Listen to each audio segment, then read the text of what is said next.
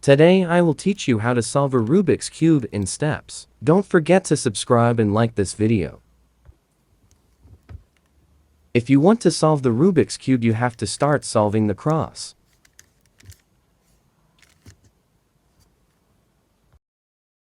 Step 2 is the F to L. F to L is the first and second layer.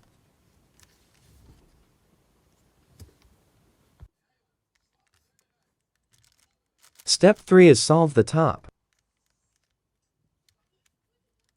And the top's name is OLL.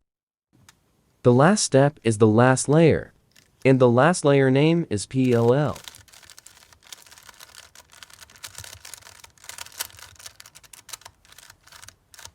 If you have done all the steps, then you have solved the cube.